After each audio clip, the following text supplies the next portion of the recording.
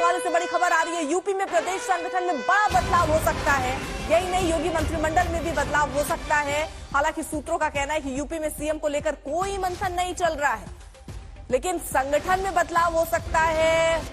कई मंत्रिमंडल में नए चेहरे हो सकते हैं। इन सब पर फिलहाल चर्चा चल रही है, लेकिन मुख्यमंत्री को लेकर कोई संशय की स्थिति नजर नहीं आ रही है। तो बड़ी खबर, उत्तर प्रदेश में लगातार उथल-पुथल की स्थिति बनी हुई है। हिमांशु मिश्रा हमारे साथ, हमारे सहयोगी जुड़ चुके हैं और अपडेट के साथ। हिमांशु, किस तरीके के बदलाव संभव है?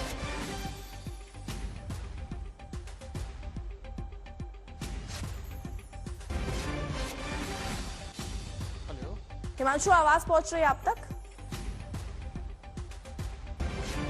जी अर्पिता, अपना सवाल दोहराएंगे। हिमांशु, किस तरीके का बदलाव मुमकिन है उत्तर प्रदेश के लिहाज से? संगठन में देख लेना हो या मंत्रिमंडल में देख लेना हो या मुख्यमंत्री को लेकर भी कोई संशय?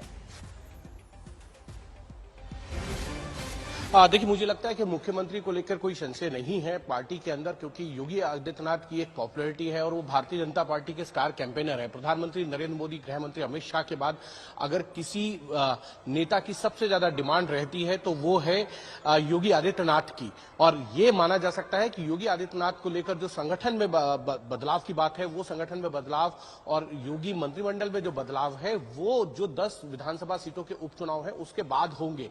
लेकिन इतना जरूर है कि यूपी में सब कुछ ठीक नहीं चल रहा है, उसको दुरुस्त करने की कवायद जो है वो पार्टी आलाकमान की तरफ से की जा रही है। कल केशव प्रसाद मौर्य ने मुलाकात की थी, भूपेंद्र चौधरी जो प्रदेश अध्यक्ष है उन्होंने मुलाकात की और उनको कहा गया कि देखिए, बेवजह की बयानबाजी जो है पार्टी के नेताओं की तरफ से नहीं हो, इसको लेकर ध्यान रखा जाए। पार्टी, संगठन, सरकार एक साथ एक मंच पर दिखे, एक साथ दिखे, समन्वय के साथ काम करें। और उसी को देखा जाए तो आज योगी आदित्यनाथ जो मुख्यमंत्री हैं, उन्होंने 10 उपचुनावों के लिए जो 2-2 मंत्रियों की ड्यूटी लगाई है एक-एक विधानसभा सीटों पर, उनकी बैठक बुलाई है।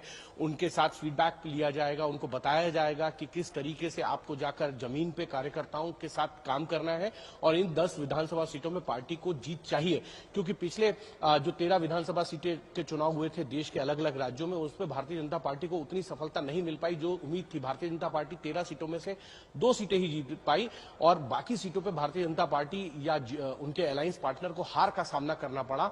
इसको देखते हुए भारतीय जनता पार्टी के लिए ये 10 विधानसभा सीटें उत्तर प्रदेश की बहुत महत्वपूर्ण है, क्योंकि लोकसभा चुनाव में जो भारतीय जनता पार्टी को जीत मिली है 33 सीटों पर, वो उतनी बड़ी जीत नहीं है जिसकी उम्मीद भारतीय जनता पार्टी कर रही थी, जो 14 में या 19 में भारतीय जनता पार्टी को जीत देखने को मिली थी। हाँ, ठीक है। देखिए हिमांशु, एक तरफ तो देखिए ये सारी रणनीति के भी पहलू कि आखिर आप क्या रणनीति बनाते हैं आपके उपचुनाव जो सामने है उसको लेकर, क्योंकि टिकट बंटवारे पर भी ये कहा जा रहा था समाजवादी पार्टी ने बखूबी टिकट बंटवारा किया जिसका फायदा उनको हुआ। उस आधार पर आप क्या तय करते हैं? वो अगर हम दूर रखें, अभी सबसे पहले जरूरत इस बात की कि आम सहमति बन पाए। ये फूट की स्थिति दिख क्यों रही है? केशव प्रसाद अलग क्यों दिख रहे हैं? संगठन में ऐसी क्या कमी दिख रही है? योगी आदित्यनाथ को लेकर क्या एक सहमति नहीं है या उनको लेकर कोई पार्टी के अंदर कार्यकर्ताओं में कोई नाराजगी है? ये सारी स्थितियां पैदा क्यों हो पाई?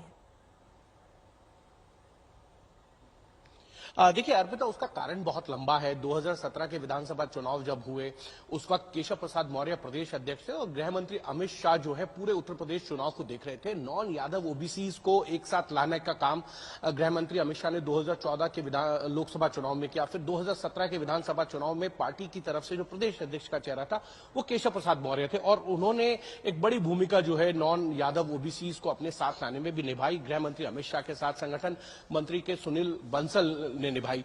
लेकिन उसके बाद जो है जब मुख्यमंत्री का पद जो है योगी आदित्यनाथ को दिया गया तो केशव प्रसाद मौर्य पार्टी आलाकमान के सामने उन्होंने कहा कि पार्टी के चेहरे के तौर पर वो प्रोजेक्ट थे, जो है उनको भी मुख्यमंत्री के तौर पर कंसीडर किया जाना चाहिए। तब नहीं हुआ तो उनको उप मुख्यमंत्री बनाया गया था। पार्टी चाहती थी कि केशव प्रसाद मौर्य जो है वो केंद्र में आके मंत्री बने, लेकिन वो उप मुख्यमंत्री बने। 2022 के विधानसभा चुनाव होते हैं और केशव प्रसाद मौर्य चुनाव हार भी जाते हैं, तब भी पार्टी के इतने बड़े चेहरे थे ओबीसी के कि उनको उप मुख्यमंत्री बनाया गया। लेकिन पार्टी के अंदर लगातार इस तरीके के सवाल उठते रहे और सरकार के कामकाज, शासन प्रशासन जब विधायकों सांसदों की नहीं सुन रहा था तब ये बातें कई बार आती थी, लेकिन इतनी खुलकर नहीं आती थी। इस बार क्या हुआ कि पार्टी को उतनी लोकसभा सीटें नहीं जीतने को मिली जितनी पार्टी को उम्मीद थी। 33 सीटें जीती, 3 उनके अलायंस पार्टनर ने सीटें जीती हैं, 4 अलायंस पार्टनर है भारतीय जनता पार्टी के उत्तर प्रदेश में। तो कहीं ना कहीं संगठन और सरकार के बीच में जो समन्वय है, जो कोऑर्डिनेशन है, वो खराब हो गया और उस वजह से पार्टी को इस तरीके के नतीजे देखने को मिले। और इस कारण अगर देखा जाए तो अब पार्टी के जो नेता हैं, चाहे वो सांसद हैं, विधायक हैं, मंत्री हैं, पूर्व मंत्री हैं, वो पार्टी आलाकमान के सामने अपनी बात को रख रहे हैं कि वहां संगठन और सरकार में सब कुछ ठीक नहीं है, सरकार के अंदर जो है अफसरशाही जो है हावी है। लेकिन दूसरी तरफ ये भी कहा जा रहा है कि केशव प्रसाद मौर्य भी उप मुख्यमंत्री हैं। अगर वो उप मुख्यमंत्री हैं तो कार्यकर्ता अगर उनके पास आते हैं तो उनकी सुनवाई उनके पास क्यों नहीं हो रही है, वो भी सुनवाई करें। तो ये तमाम तरीके के आरोप प्रत्यारोप तो दोनों तरफ से चल रहे हैं, लेकिन फिर भी भारतीय जनता पार्टी का जो आला कमान है उसकी तरफ से चीजों को सही करने का, दुरुस्त करने का काम जो है वो जारी है।